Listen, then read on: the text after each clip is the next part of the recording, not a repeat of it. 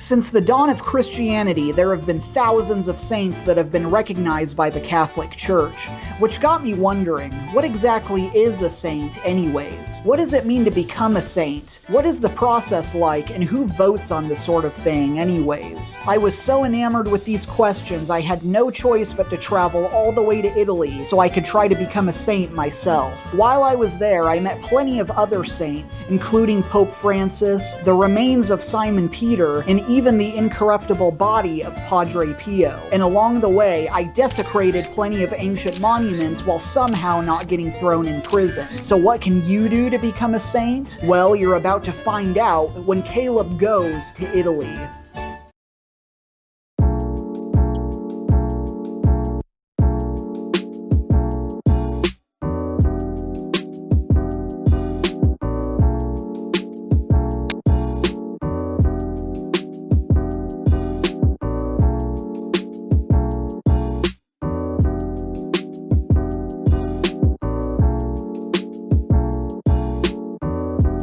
So if you've been keeping up with this series, you know we've talked about a lot of different saints so far. But today, we're going to be talking about one of the most famous, one of the biggest and baddest saints of all time. A man who's famous for being nice to animals, no less. And I guarantee if you're somebody who's Catholic, you probably know exactly who I'm talking about already. Now, before we dive in though, there's something I'd like to show you. Check out this painting of Jesus.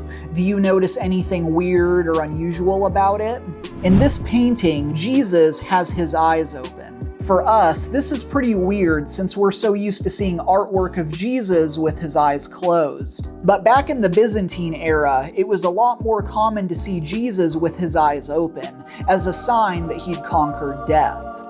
A long time ago, there was this guy named Giovanni who grew up in the town of Assisi, Italy. And one day, he was feeling really down and really depressed, so he went to this church that was completely in ruins, much like he was. And while he was there was an icon of Jesus, which probably looked just like this one. And the icon looked right at Giovanni, and it spoke to him and told him to rebuild his church. At first, Giovanni took this to literally mean, pick up some stones and build a church right here, which he was more than happy to do. But as time went on, Giovanni established a whole new order within the Catholic Church and inspired millions of followers in the centuries to come.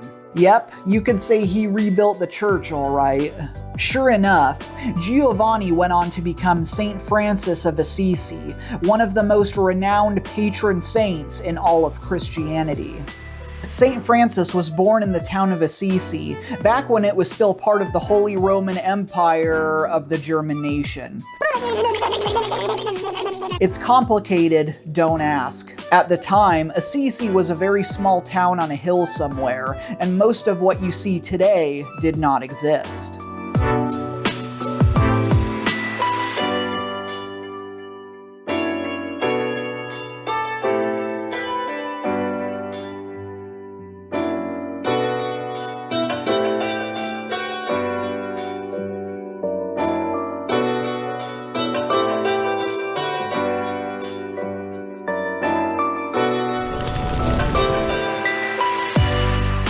Francis was born to a rich family of merchants who sold cloth and stuff. At first, he spent his entire rich kid upbringing doing a bunch of rich kid stuff, like spending money on some serious threads and sporting drip like it was already in style. The freshest thing in this town wasn't the crisp Italian air, it was Saint Francis himself.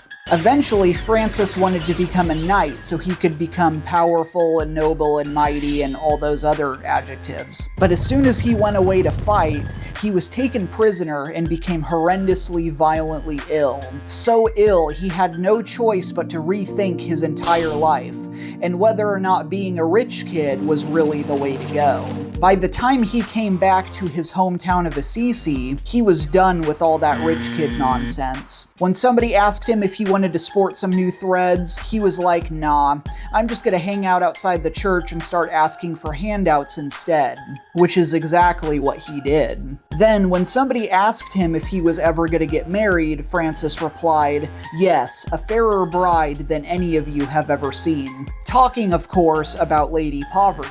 Which honestly is a pretty based response, in my opinion. Disregard females, disregard capital, do it all for the Lord. Heck yeah, my man. It was around this time that the icon of Jesus spoke to Francis and told him to rebuild his church. Francis tried selling a bunch of cloth from his father's store so that way he could get the money to hire a priest. But when his old man found out about it, he dragged Francis home, beat him up, tied him up, and locked him away somewhere. Then his father tried taking away the family inheritance, which led to a whole legal battle in front of the Bishop of Assisi. But it didn't matter anyways, because just like a true G, Francis renounced his father's inheritance and was basically just like, nah. But it was all good though, because Francis didn't need any of Daddy's money anyways. He built several churches using his own bare hands, collecting the stones and putting them in place and everything. If it wasn't clear already, Francis was devoting himself to a life of complete poverty. He even forced himself to wear a really scratchy and uncomfortable looking tunic, which is what all the poor peasants were wearing at the time. Then he tied a rope around his waist with 3 knots that symbolized poverty, chastity, and obedience. These became the 3 Franciscan vows, and these are the same things you see the Franciscan friars wear to this very day. Saint Francis was so committed to sharing the gospel with the rest of the world, he traveled all the way to Egypt while the 5th Crusade was still going on. The Christians were at war with the Muslims, but that didn't stop Francis from crossing over into Muslim territory and meeting with the Sultan of Egypt. Then, like an absolute mad lad, Francis tried converting the Sultan, the leader of the Muslim world, to Christianity. Can you imagine going up to the Prince of Saudi Arabia and being like, Jesus bro, trust me? Somehow, Francis was able to return completely unharmed. And in fact, some people think the Sultan really did convert to Christianity, and that he gave Francis free reign over the entire Holy Land. Ever since then, the Franciscan friars have had something called custody of the Holy Land. Basically, this means they're allowed to build monasteries in Jerusalem so they can watch over a bunch of holy sites. This custodianship is in effect to this very day. One night, Francis was busy praying on Mount Laverna. He'd already been fasting for 40 days, so already he was in something of a spiritual trance. When out of nowhere, Francis saw a vision of Christ flying through the air on a cross with 6 wings sticking out of his side, looking like a seraphim. At first, Francis was filled with excitement and joy, but then that joy quickly turned into agony and suffering. That's because Francis was given the stigmata, which remained with him until the day he died. For those of you who don't know, the stigmata is when you're given the wounds of Jesus Christ, the same wounds he suffered during his passion and crucifixion. In the case of Saint Francis, he was given wounds in his hands, legs, and side. The wounds in his hands and legs resembled nail holes, while the wound in his side looked like somebody had stuck a spear right through him. In fact, this is the first recorded case of the stigmata in church history, outside of Jesus himself, of course. Pope Alexander IV attested to seeing these wounds with his own 2 eyes, along with plenty of other eyewitnesses. Francis tried receiving treatment for these wounds, along with another illness he was dealing with, but to no avail. Eventually, Francis died while reciting Psalm 141. Lord, I cry unto thee, make haste unto me. Give ear unto my voice when I cry unto thee. Let my prayer be set forth before thee as incense, and the lifting up of my hands as the evening sacrifice. Set a watch, O Lord, before my mouth. Keep the door of my lips. Incline not my heart to any evil thing, to practice wicked works with men that work iniquity, and let me not eat of their dainties. During his lifetime, Francis founded the Order of the Franciscan Friars, the Third Order of St. Francis, and the Order of St. Clare. Later, he was canonized as a saint by Pope Gregory IX in the year 1228, only 2 years after his death. That same year, the Basilica of St. Francis of Assisi was built in memory of the man and his mission.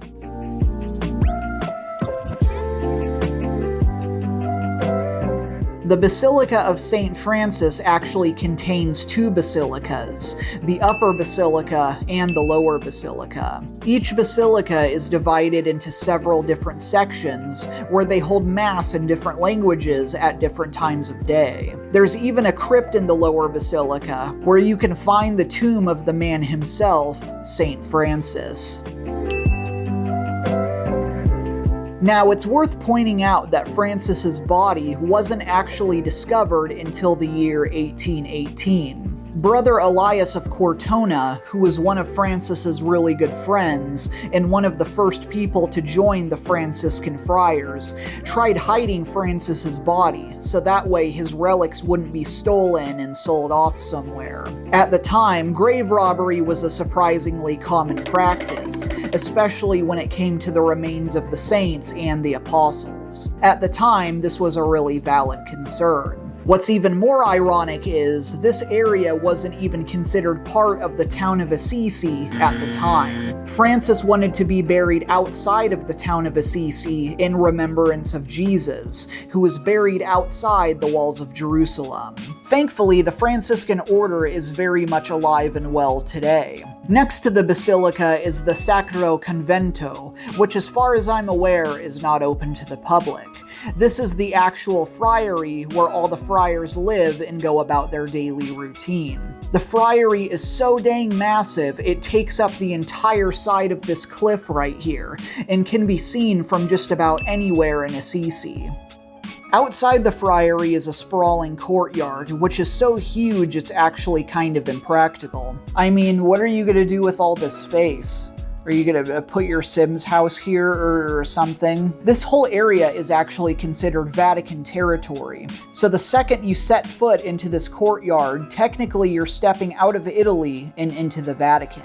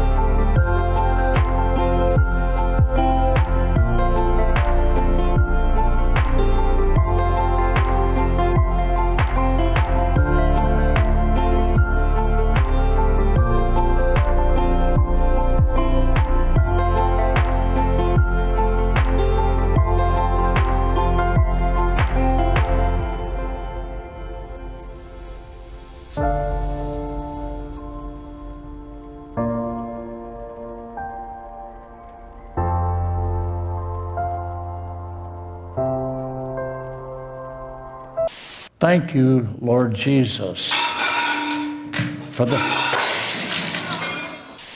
I feel like a deer in the headlights of love. Special. Înțelege fiecare ce vrea din această problemă, da? Now, of course, I can't talk about St. Francis without talking about St. Clare, the patron saint of television. What, you really didn't think I'd forget about her, did you?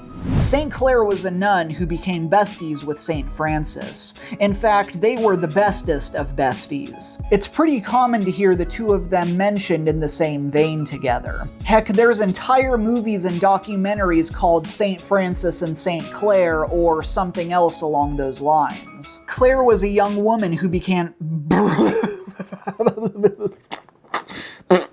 Clare was a young woman who began following Francis after becoming inspired by his teachings in his simple way of life. Eventually, she helped found the Order of the Poor Ladies, which was a monastery for women who wanted to become part of the Franciscan order. Clare wrote out a very strict set of rules and guidelines, which she called the Rule of Life. Just like their male counterparts, all the female monks were expected to follow a very strict vow of poverty. They walked around barefoot, they slept on the floor, they never ate any meat, and they barely ever said anything. For people in the West like us, with our big screen TVs and Little Caesars Baconators, this might seem like a pretty unthinkable way of living.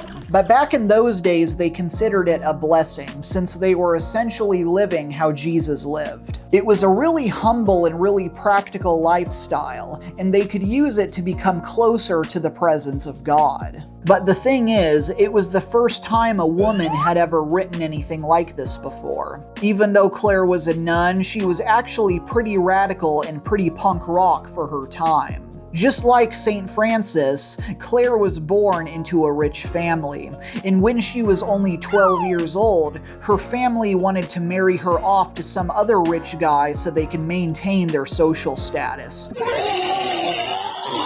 But when Clare turned 18, she decided she was a strong, independent woman who didn't need no man. She abandoned her family and then she cut all her hair off, which was almost as upsetting as when Metallica cut their hair back in the 90s. Fun fact, Metallica actually opened for the birth of Jesus.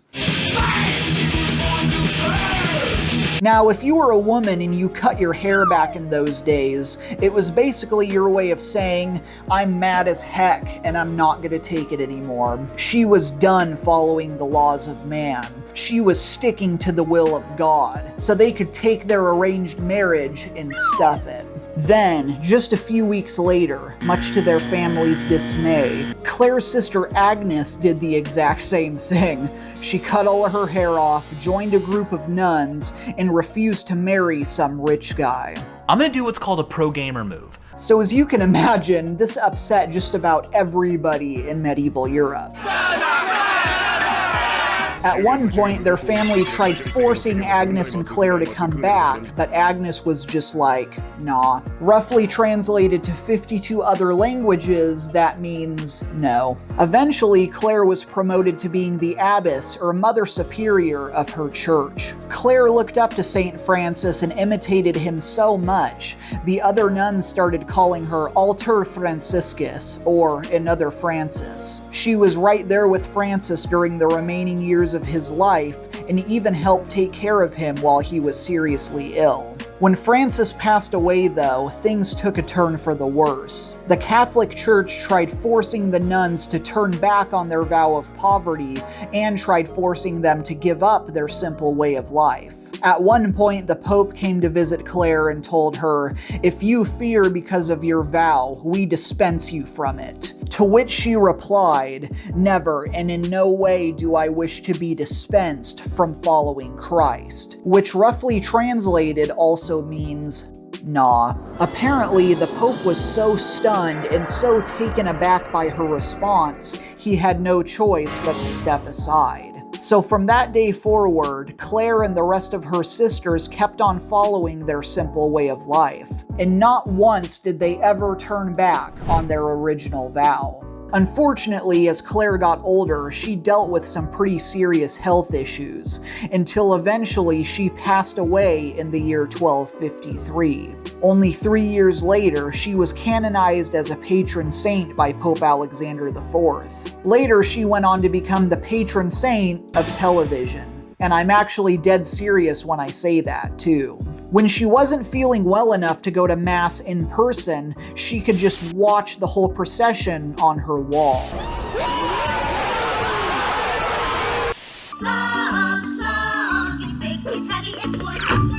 Hello, I'm Terry Bro Shiplow, and I just finished my first can of Toad's New Cream Chip Beef Corned Beef Hash.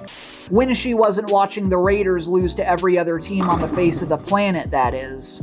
Nowadays, St. Clare is buried below the Basilica of St. Clare, which is just a short walk away from the Basilica of St. Francis. Just like St. Francis, the body of St. Clare was hidden for many, many years. It wasn't until 1850 that her remains were finally discovered right below this very basilica. When they found Clare, her tunic had withered away, but the rest of her body was completely intact. Because of this, she was deemed incorruptible, much like Padre Pio and Saint Rita of Cascia. As you can imagine, Pope Leo XIII was absolutely ecstatic to find her remains. He very quickly put together a shrine for her, which is where she resides to this very day.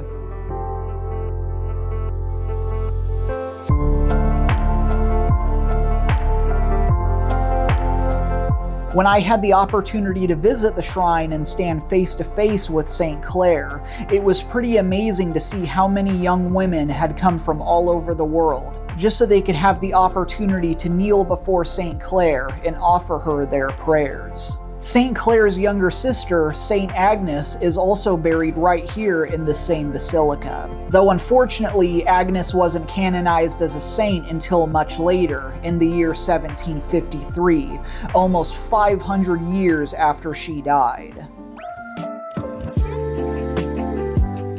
When you look at the Basilica of St. Clare, you'll notice how similar it looks to the Basilica of St. Francis, down to the rose windows on the front of each building. Which is fitting since the two of them were alike in so many ways. They were alike in their upbringing since they both came from rich families, but in the end, they were also alike in their uncompromising faith in what they believed in.